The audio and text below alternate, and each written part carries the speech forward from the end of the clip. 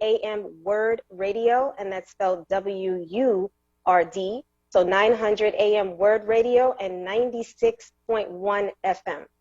So today's show is going to be extremely interesting. So if you listen to anything that our guest is going to be talking about today, you hear something that really resonates with you, and you want to ask a question yourself and tune in on the show, please call in if you're in the Philadelphia area at 215-634-8065.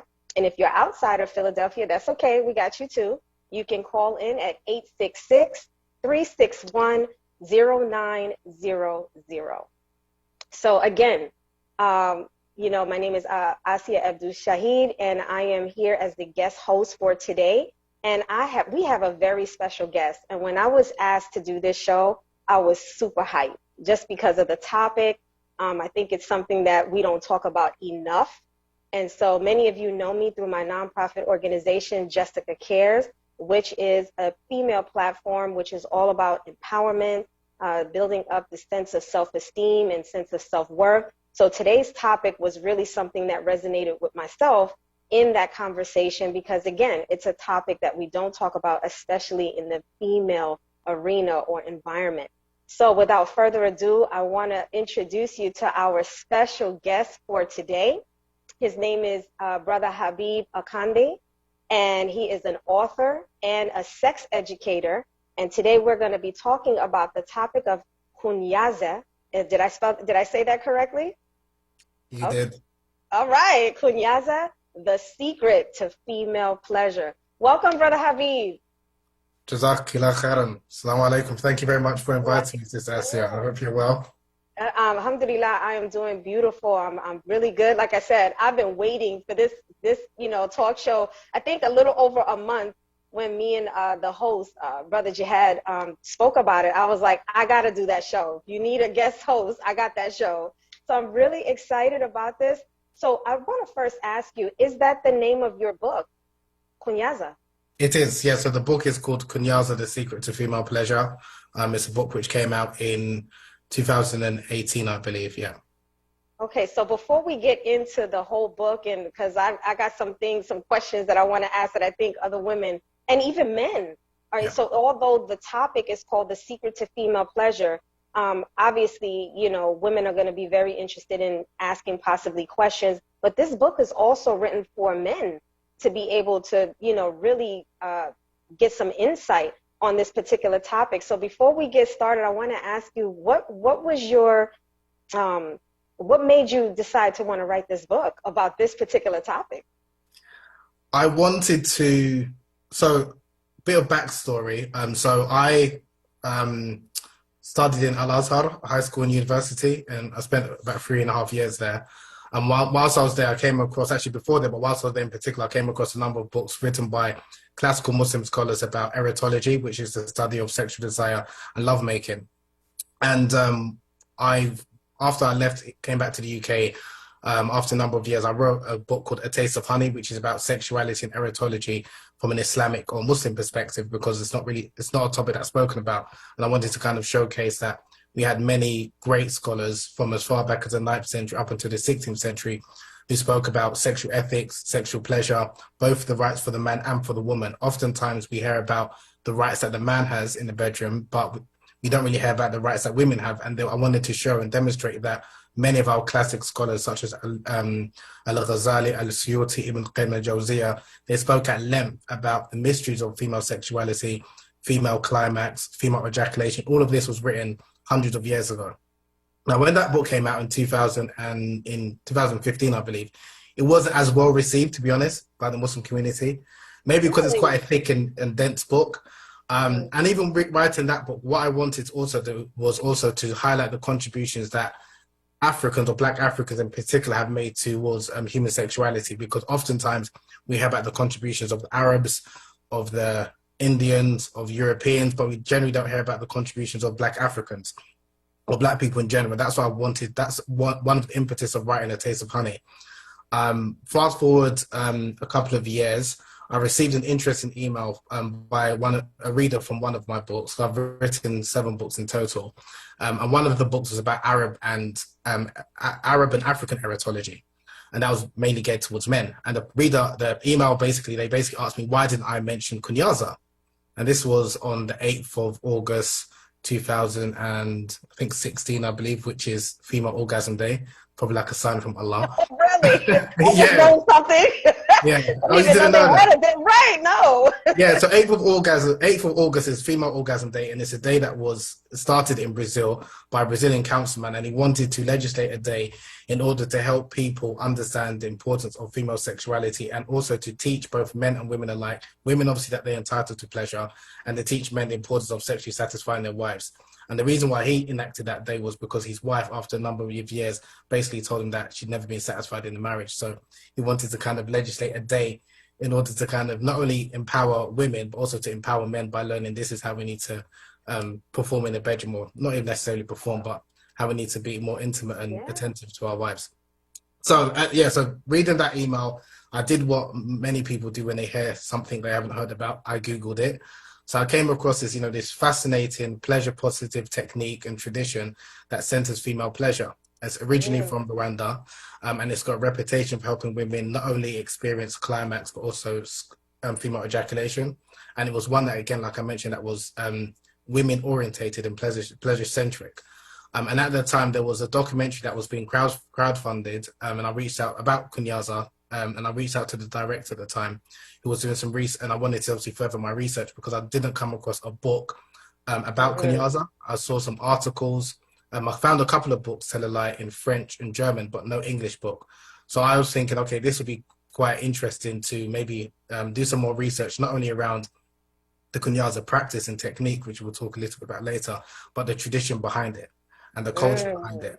And the fact that this is a tradition that's been preserved by predominantly women and taught to women, and it's been handed down for generations.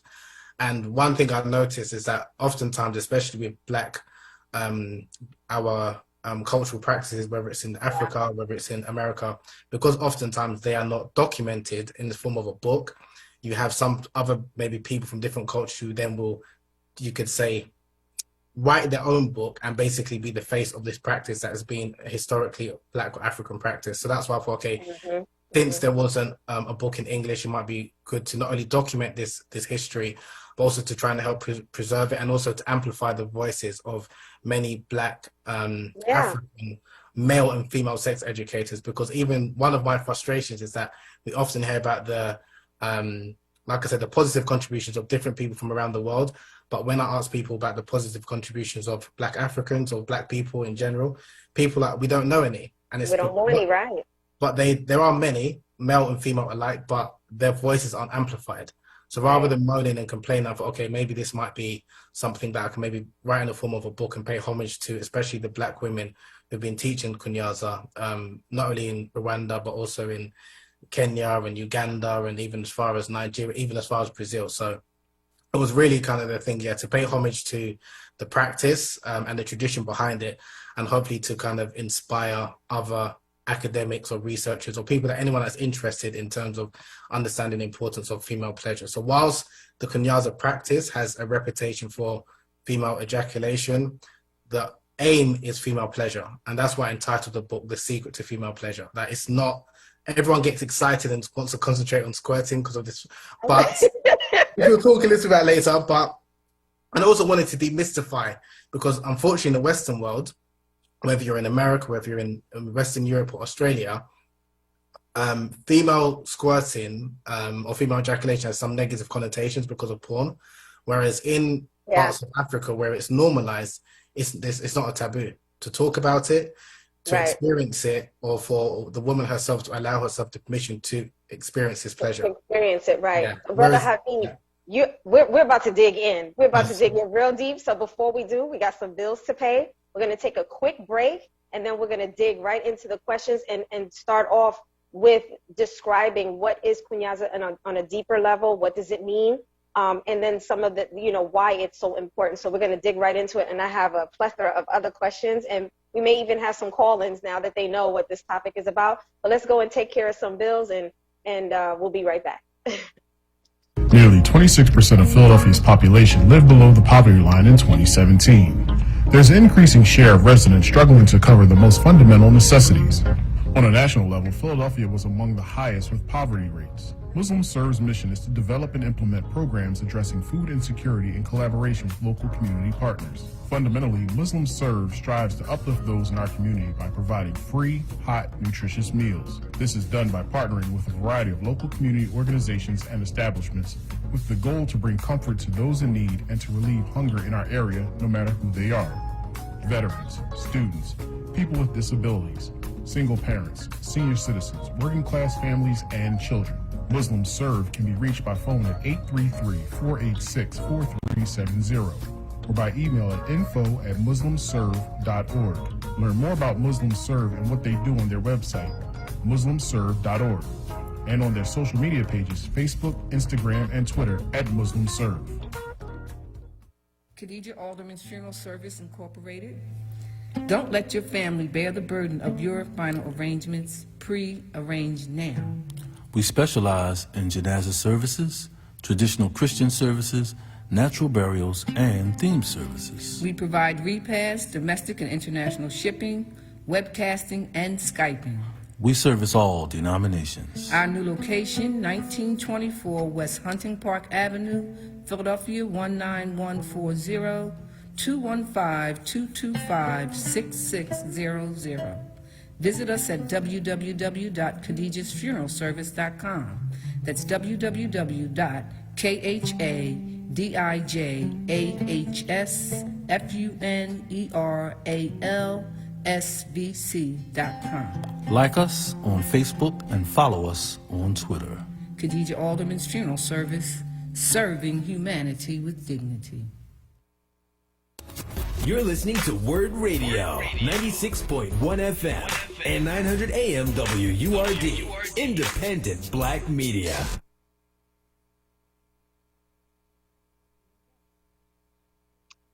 Assalamu alaikum once again, everyone. We are back. Thank you for, staying in with us and tuning in with us after our first break.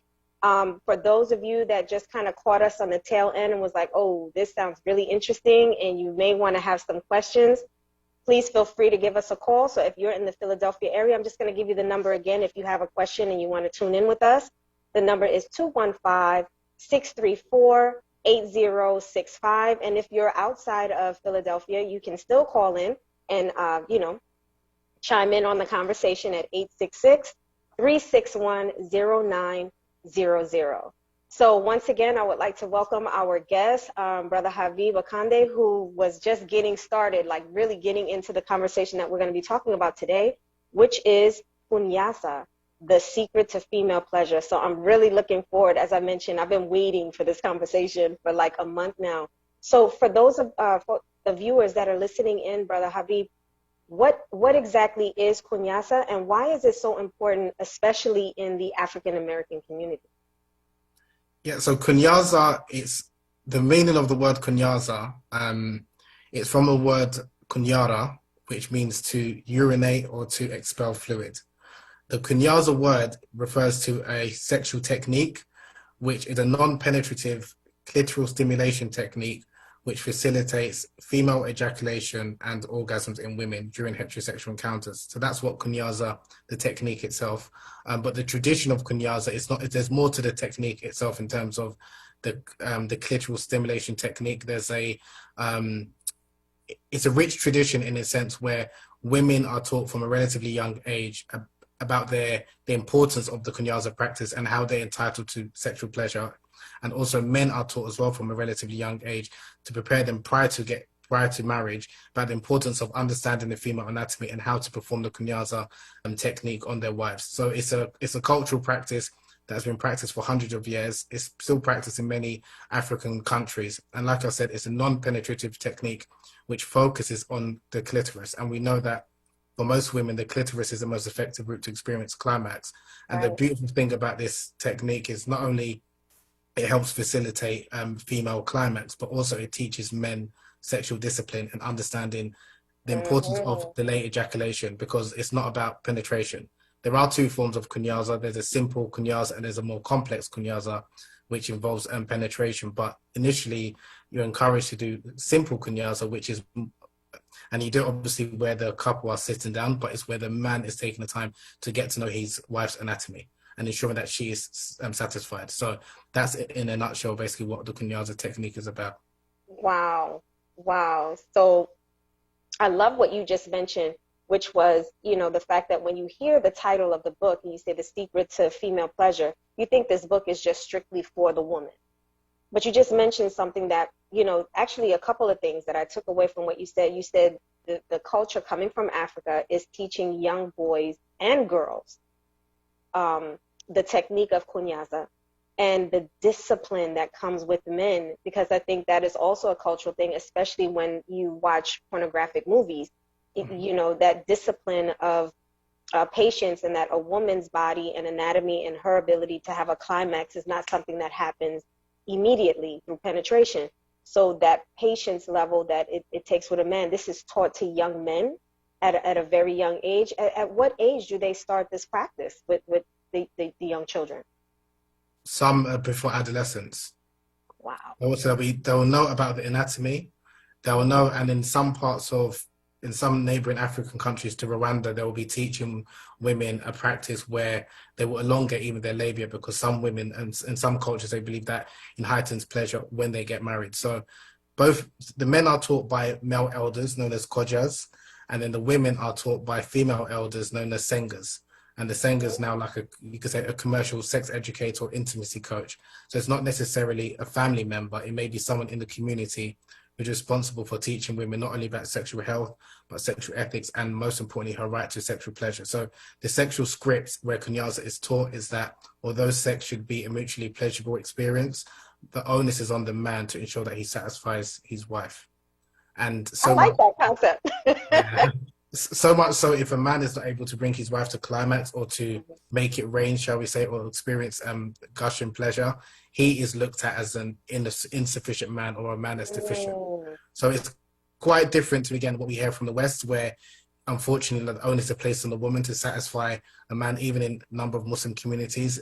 Whereas, again, what I found interesting and fascinating about the Kunyaza then tradition and the culture behind it is that men are taught that no, you have to take your time to ensure that your wife is sexually satisfied. And although there are different, you could say, methods or techniques of performing the Kunyaza, because it's ultimately like about tapping or rubbing along not only the clitoral glands, but the different parts of the female anatomy, like the labia minora. There's different styles. And again, it's like if someone's asking you, how do you dance? There's different ways of dancing. But it's something that is important, that's what's in sync for both parties and where they feel comfortable. And likewise, that's how Kunyaza is taught. It's not that this is exactly how you have to do it, but it's not a one-size-fits-all. Exactly. So based on your book, this brings me to my next question. So based on your book and your research and other researchers, because you know, this part of this book was giving homage to those who have done research before you. So based on your book and your research and everything like that, what are the secrets to female pleasure? So you mentioned it's not a one-size-fits-all, that the woman's anatomy has a lot to do with it. What are the secrets of female pleasure? Okay, I would say for female pleasure, one is a woman's mindset. So a woman needs to feel that she not only is entitled to pleasure, but she can experience pleasure. Because if a woman has some mental blocks where, especially when it comes to squirting, where she believes that it's urine or it's something that is nasty or disgusting, she might not allow herself to let go. And that's one of the things that is important, that these mind blocks or these false belief systems are eradicated. And that is what I wanted to demonstrate with the book, is that a number of the research that's been conducted about, especially in the Western world, about female ejaculation, a number of the studies it's just like the sample size is maybe like 3 people or 7 people. And this is used to extrapolate and say, this is based on our small finding. This is the case for women all around the world. And a lot of these, findings are, sensationalized. And again, if you've grown up in a environment or a culture where you believe, again, this is not something that is an authentic sexual experience, because we don't question male sexual experiences. Right. Unfortunately, with everything with women, is squirting real or is it not? Is it urine or is it not? Can every woman experience it? We're always trying to regulate female sexual experiences. Whereas if you know that, no, this is an experience, one of many. And again, like I mentioned in the beginning, squirting is not the goal, or female ejaculation is not the goal of Kunyaza. It's women's pleasure. So whether that's by way of climax, ejaculation or neither, as long as she's sexually satisfied and connected with her partner, that's the most important thing. And that's the overriding message I'm trying to get across with the book. And the reason why I looked into different researches that's been conducted on female ejaculation, whether it's in France, Czech Republic, and Austria, a number of these studies have got conflicting reports. So some of them have said, for example, it's urine. Some of them have said it's not urine, but most of them conclude that it's not urine. But my point is that why do we need science to validate a woman's sexual experience? If a woman says this is an authentic, pleasurable experience, why does that need to be validated? And that's why I wanted to kind of help, especially whether you're from the West or not from the West, not always waiting for Freud or psychotherapists to kind of legitimize a woman's sexual experience. So that's like the background behind it. And then it's speaking about the different types of climaxes that a woman can experience. So I listed about 14 different types. We're going to get into that 14. We're going to, because that's actually one of my questions. So the first thing that you're saying, and we actually do have a question. We have a caller that's called in. So yes, the question was, when a woman squirts, is it urine? So what you're saying is, okay, so, to answer that question definitively, what is the answer to that? I would say no. And there are studies that support that. Now, I'm sure people have seen a couple of studies out. There was a study that came out in France. And again, this is what I wanted to demonstrate in the book, where 7 French women, their ejaculatory fluid was examined, and it found small traces of PSA, which is the same type of fluid that's in urine, was in the squirting fluid. Now, for me, is very small traces. So very small traces doesn't mean that the ejaculatory fluid is urine.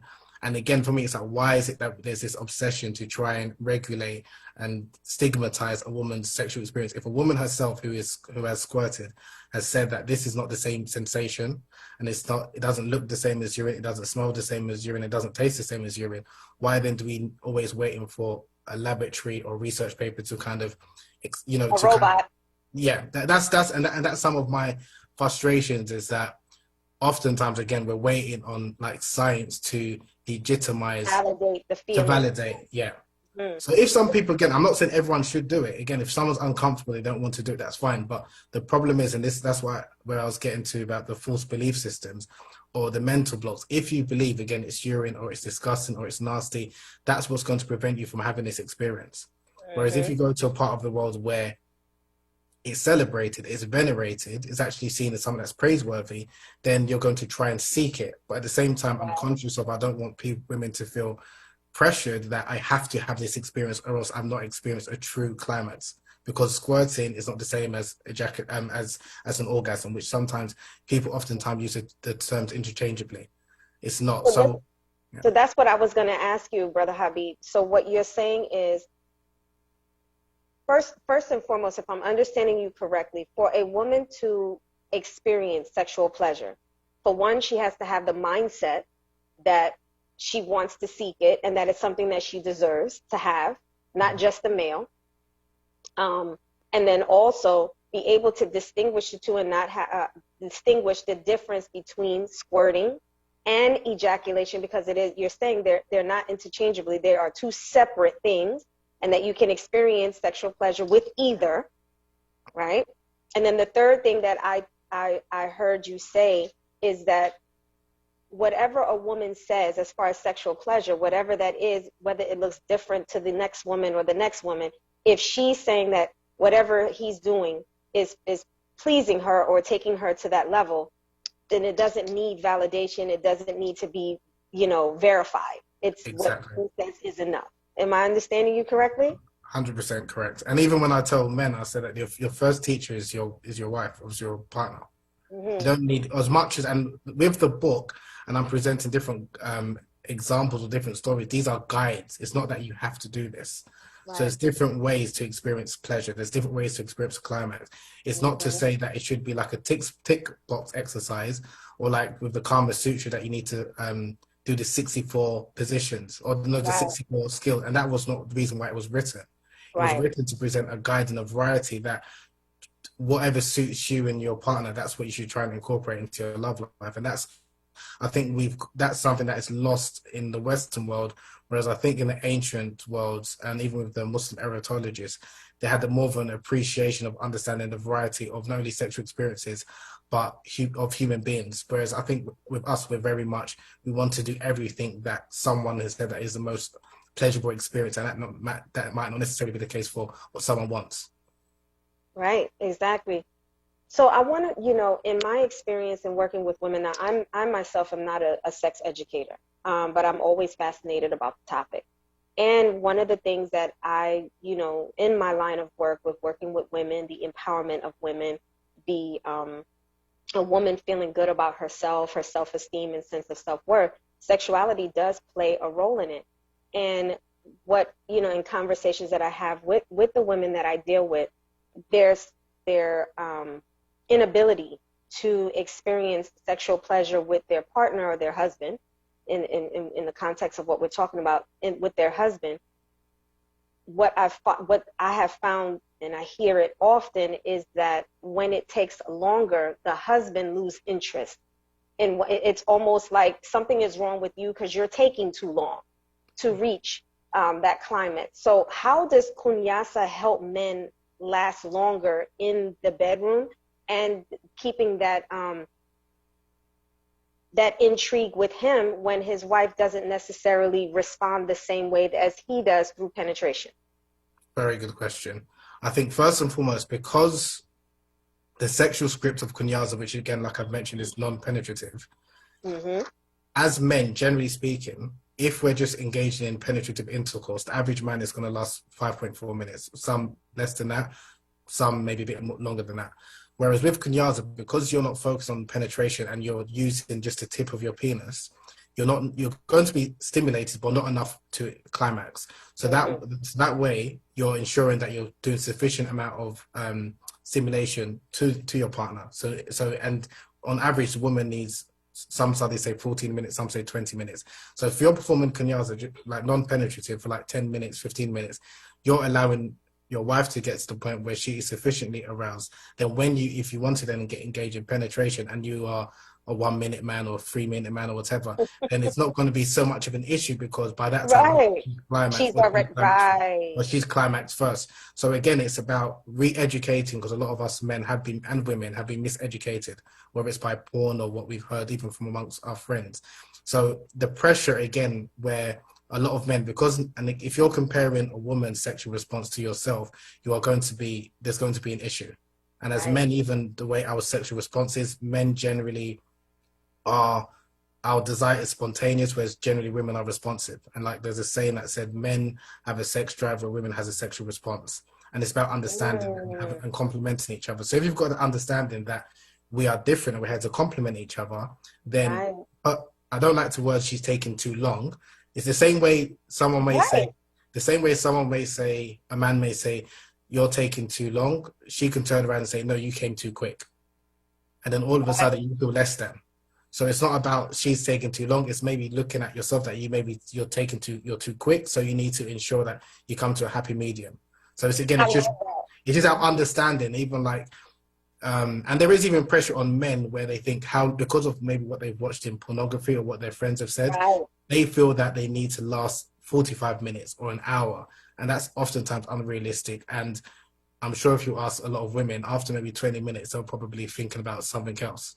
So if you're just pumping away, she's not actually enjoying it. But because our understanding or misunderstanding is that the longer the better, the more that's again, that's why it's about pleasure. And again, even conversations we have amongst ourselves, this is also a problem and part of the miseducation, because generally how we measure how great a wonderful sex is we quantify it by how long the session was, or how many rounds, not the quality. Yeah. So that's why, again, it's about bringing, and when we speak about pleasure or sexual satisfaction, it's subjective. What's pleasurable to one person is different to another.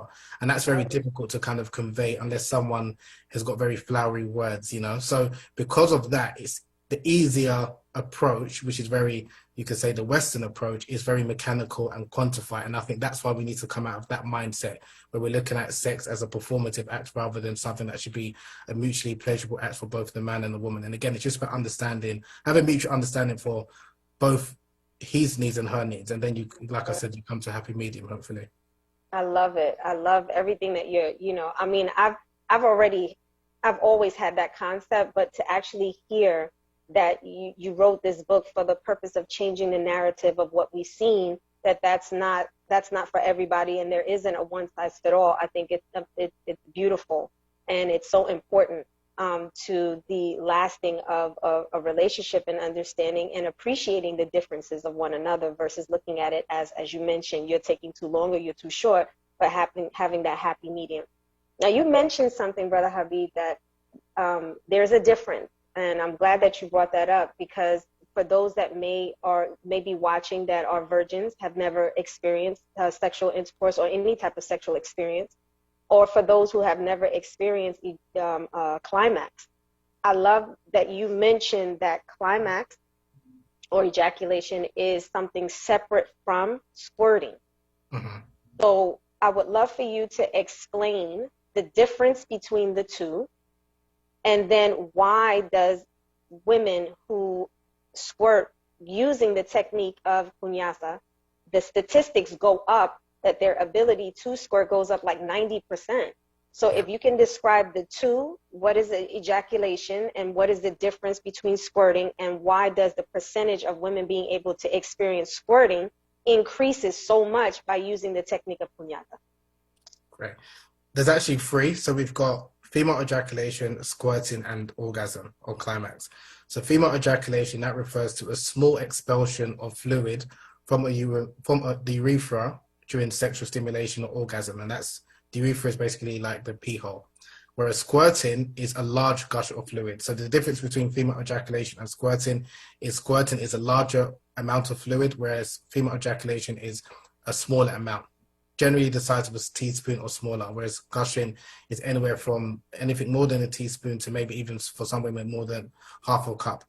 Mm-hmm. Whereas orgasm, also known as climax, there's different definitions, but it's often referred to or defined as the peak of sexual experience or sexual excitement, or a highly and intense pleasurable experience that someone can experience, not necessarily only in the genitalia, but all throughout the whole body. Now, generally with men, orgasm is accompanied by ejaculation, and but with women, it's not always the case. So that's why for men, oftentimes we use the terms orgasm and ejaculation interchangeably, because 9 times out of 10, if a man has an orgasm, he has an ejaculation.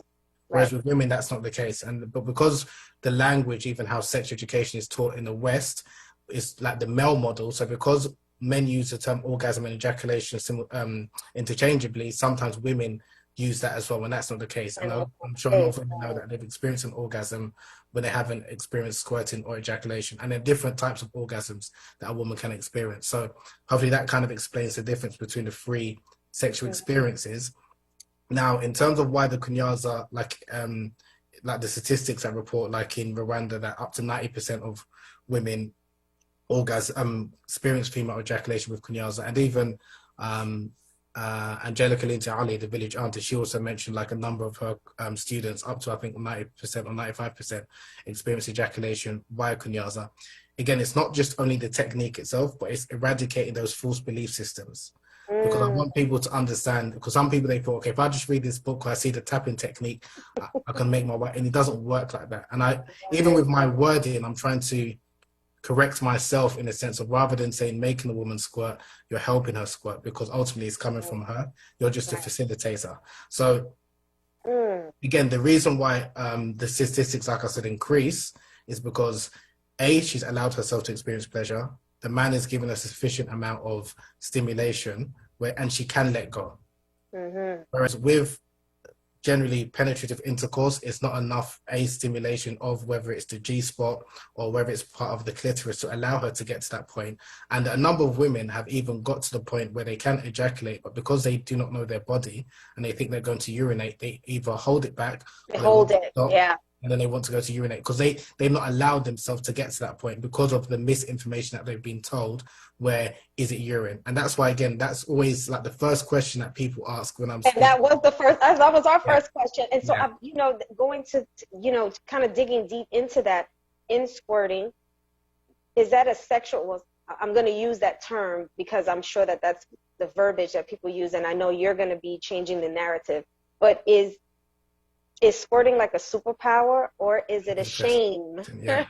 And that's what holds women back from being able to experience squirting. I'll argue that it's a superpower and definitely not a source of shame. A superpower that women have been blessed with, that the fact that women can have this sensation and their experience of squirting, similar to their experience of orgasm, is more intense and more pleasurable than a man. Like, a lot of women are multi-orgasmic, whereas as men we're not. And even there's a tradition that's attributed to the Prophet sallallahu alaihi wasallam, where he mentioned that women have been given 99 parts of sexual pleasure, where men have only been given one. Allah's given women a greater amount of like modesty, and that's why women don't like behave the way that a lot of men do in terms of when we're easily aroused. So the secret of women's sexuality is been known for centuries, and ancients have known that. Now, what has unfortunately happened in history is because some men have been afraid of that, they've tried to restrict it, whether that's by way of FGM or female genital cutting, ensuring that women are not away in public sphere because of the fitna of women. But a lot of men are aware that women's sexual superpower is greater than men's. So it's just something I wanted to add. You mentioned even for people that who are virgins, who have not experienced, and actually it's important that we define what we mean by, I define what I mean by virginity. I'm referring to someone who hasn't experienced sexual intercourse. And the reason why I say that is because in some cultures, people have a misunderstanding of virginity where they think that it refers to a woman that has an intact hymen. So if she's had sexual play or sexual intercourse, but her hymen isn't broken or she hasn't bled, that some cultures still believe that she's a virgin, and that's not what I'm referring to. I'm referring to someone who hasn't engaged in sexual intercourse. Now, even if someone hasn't engaged in sexual intercourse or any other sexual activity, a lot of people can still experience or have experienced sexual pleasure. And what I mean by is by way of wet dreams. So and that's obviously an involuntary experience. So when someone is having a wet dream, whether it's a man or a woman, and it's not only young people that experience that, they are still experiencing a sexual experience, a sexual climax or ejaculate. And that's something that even during the time of the Prophet, peace be upon him, where Sulaim asked the Prophet, peace be upon him, about female ejaculate that she experienced in a wet dream. So again, even as Muslims, and that's why, again, I prefer to talk about pleasure as opposed to sex, because a lot of people have sex, but not a lot of people have pleasurable sex. Right?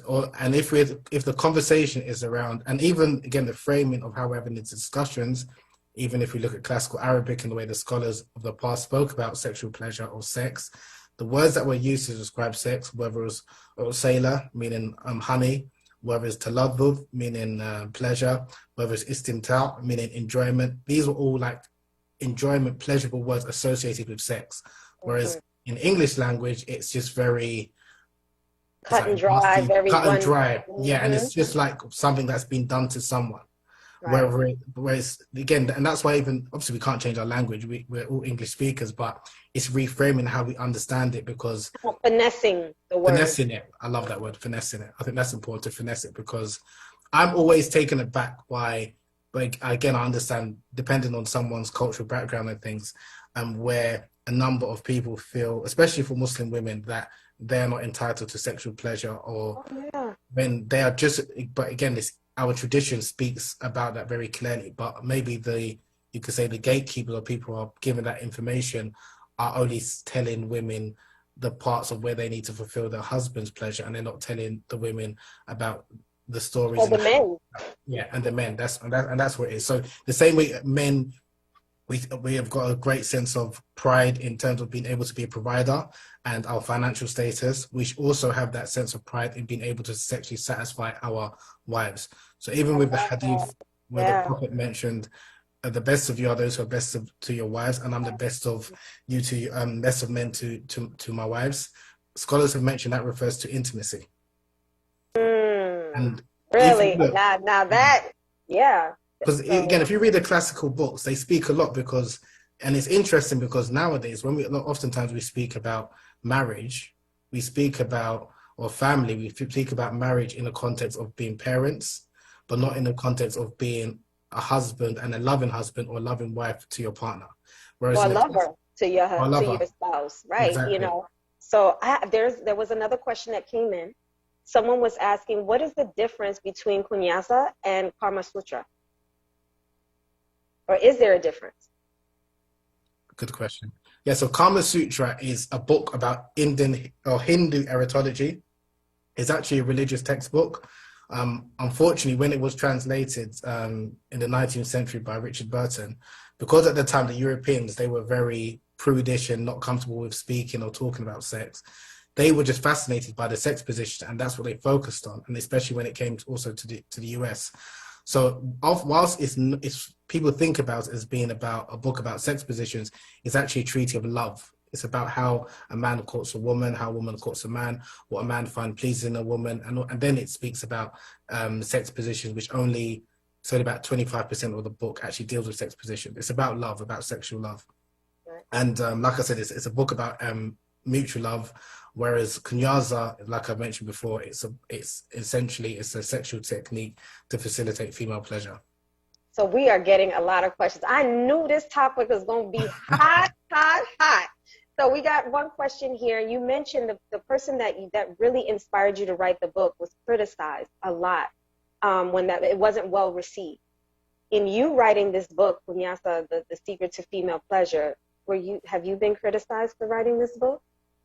Yeah, I get criticism by some people, but I don't, as long as what I'm presenting is factually correct, and Allah knows my intention, but also have to renew my intention, and I see it as a form of beneficial knowledge. I'm not here to shove it down people's throat. People have got different tolerance levels, even when it comes to sex and intimacy, and I know that my style, even the words I use, not everyone's going to be comfortable with it, and that's understandable.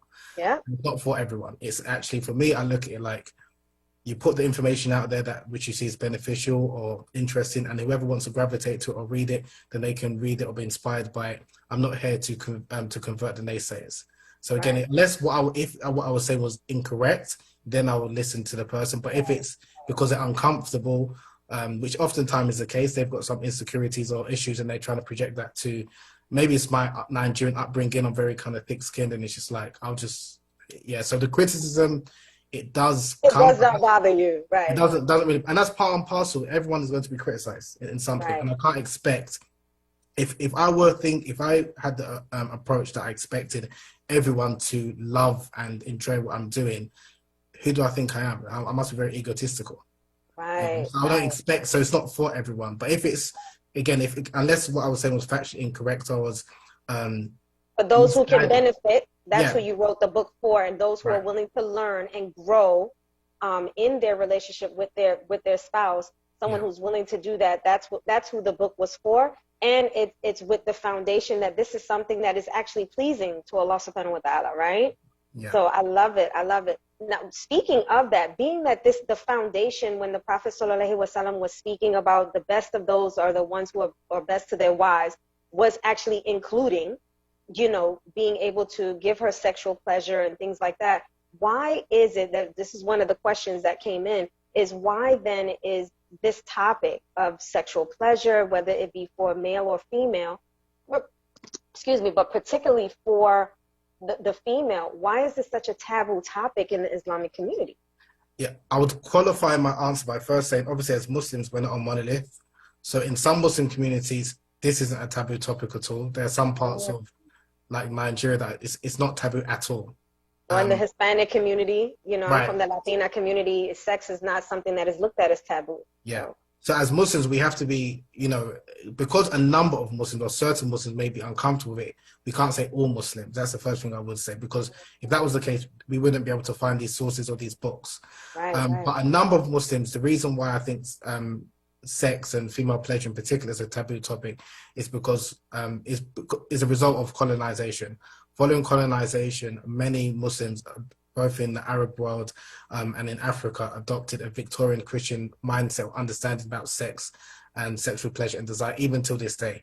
That's why even for many Muslims, even the idea of the Prophet, peace be upon him, being someone that was romantic, someone that was loving to his wives, who used to interact with foreplay with his wives.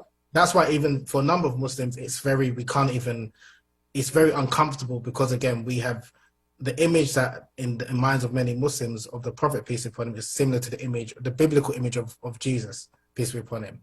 That's someone that didn't get married. But we do believe in Islamic tradition that when he does come back, he will get married. So because we've adopted, like I said, a very Victorian, Christian, prudish understanding about sex, where even like the idea that you just have sex for procreation, it's not for pleasure, and it's not even for women's pleasure, it's just about male's pleasure. That's because we've inherited these ideas that often from some Christians and some Muslims as well. There were scholars that spoke about female masturbation as far back as the 9th century. There were scholars that spoke about oral stimulation as far back again as the 9th century.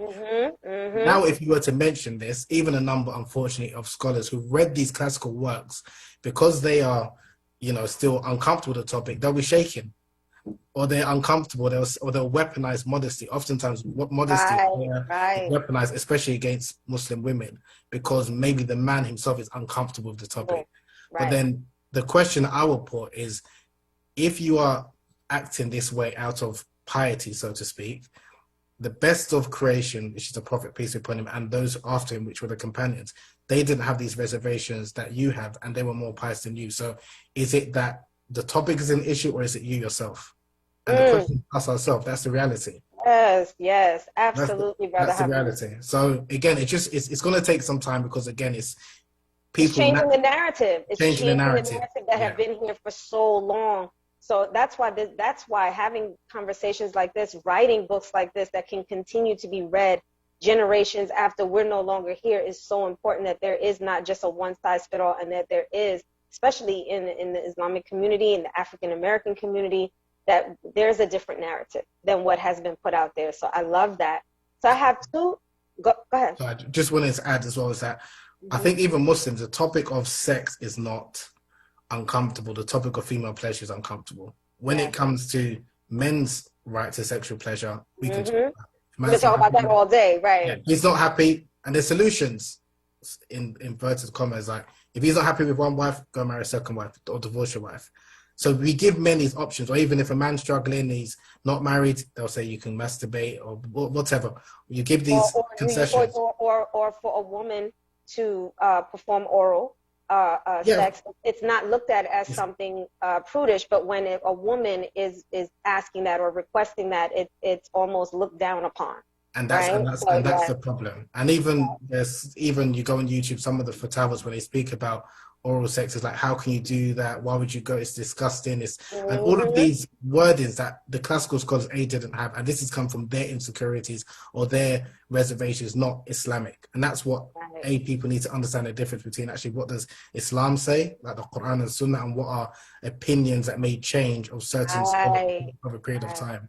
And I think that's where Muslims kind of need to understand that. And there are some cultures who are more reserved about speaking this, going into this topic than others. But if you have, and that's what I wanted to do with, especially with my book, A Taste of Honey, Women of Desire, is give you examples from our tradition. So it's not me saying this.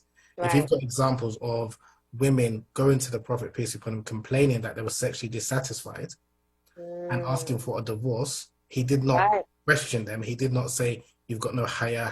Invalidate them. Invalidate. And then hopefully if you should be empowered by that, then to know that you have a right to sexual satisfaction. And then likewise with the man, you know that just as the way we know that women are entitled and have a right to maintenance and financial support, they also have a right to sexual pleasure. And I'm using the word sexual pleasure, sexual satisfaction, not intercourse, because there's some men that will believe, oh, if I have intercourse with her, then that's it. She should have pleasure. She should have pleasure. Right. Which is not necessarily the case. Yeah. So that takes me to the next question, because we only have 8 minutes left. I mean, this went by so fast. I know it's like we need to have a series of this topic right here. But I'm going to combine two of the questions, and then one is a very important question because I know the women want to hear this. The first question that I have is, how does Kunyaza, or your book, help with the male understanding the female anatomy and female climax, and how does Kunyaza help women take ownership of their sexual pleasure or experience?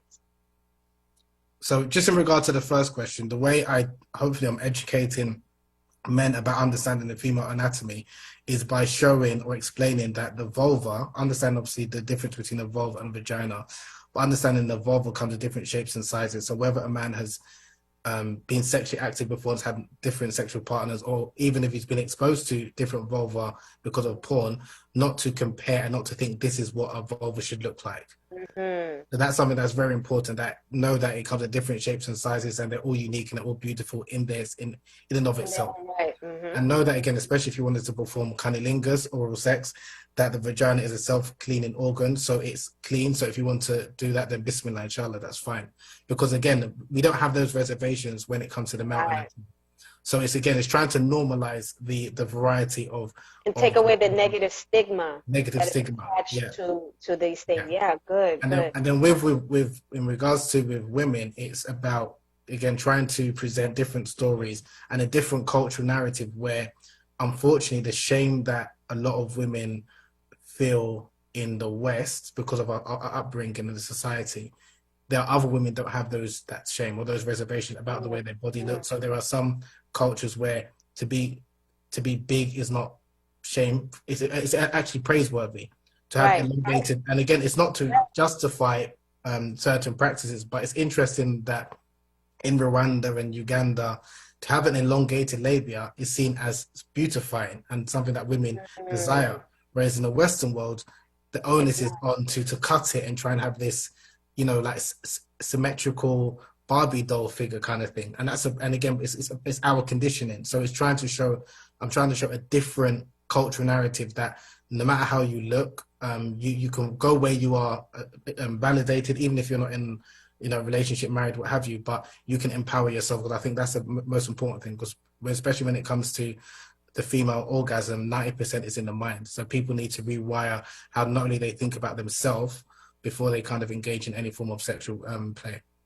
So I think it's really educating oneself and understanding and owning, before we can own a sexual experience, is owning the fact that we have the right to have sexual pleasure in that sexual experience, whether it be through penetration or non-penetration, is that we have a right to sexual pleasure. So the last question that I have, that all of the women, and you was right on the cuff of actually saying it, what are the 14 types of female orgasm? Okay, so the 14 types, I'll quickly try and run through them. I know. So you've got the A spot, which refers to anterior fornix, A spot orgasm. You've got the G spot orgasm, which is like 2 to 3 inches inside the vagina, the anterior wall. You've got the cervical orgasm, which is like the deep spot orgasm. You've got the mental or mind orgasm. You've got the energy orgasm, which is like the full body orgasm. You've got the Kunyaza orgasm, which is like the female ejaculation orgasm. You've got the multiple orgasm. You have got the vaginal orgasm, which is an orgasm which is experienced by penetration. You've got the clitoral orgasm, which is an orgasm which is generally experienced by way of external clitoral stimulation. You have, where am I? AG, we lost it. breast orgasm. So some women can experience orgasm by way of stimulation of the breast or the nipple.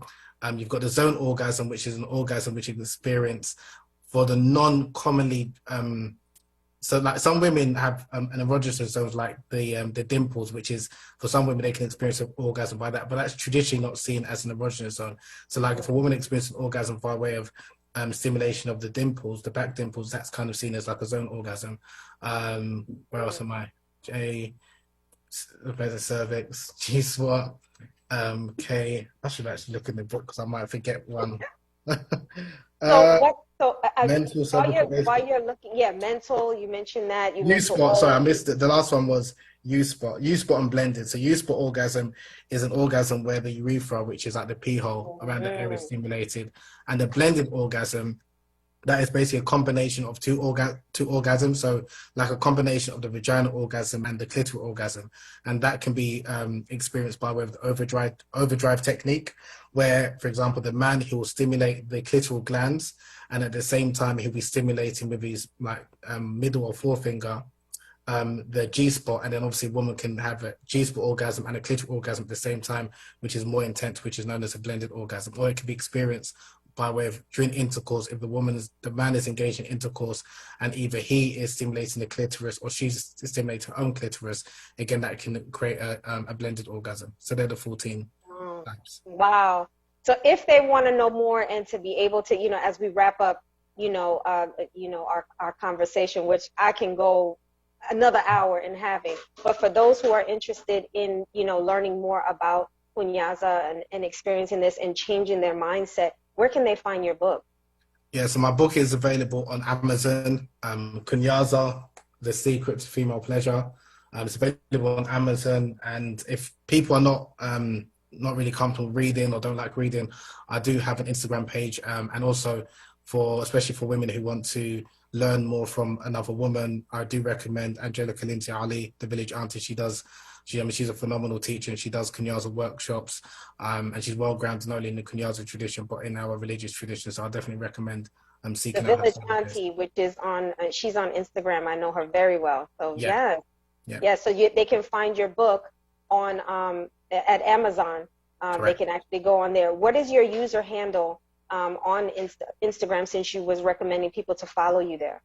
So it's my name, so Habeeb, HABEEB _AKANDE. So Habeeb _Akande, AKANDE. So I do post, different things and on my Instagram. So it's not for the faint-hearted, I'll just say that. So if you don't like it or Right. follow, because if you send me a message, I just will ignore you. Unless you come with constructive criticism, then I might listen. Well, I want to thank you so much, Brother Habeeb, Brother Akande. You have been wonderful. You've given insight. And I think the one thing that I took away from this is first changing the mindset of how you look at sexual pleasure or orgasm in and of itself in your pursuit or your journey for the ultimate sexual experience for the woman. So I want to thank you so much for sharing those jewels that you did with us today. People, those that are watching, that are following, that are listening, that ask questions, thank you for engaging us. Please go and follow Brother Habeeb, and please go and follow the Village Auntie if you feel more comfortable talking to a woman about exactly what Brother Akande spoke about, which is Kunyaza. She does teaches. So once again, thank you for joining us on this wonderful episode. See you next week for another episode of Living Islam Today. Assalamu alaikum wa rahmatullahi wa barakatuh, everybody. This is Word Radio.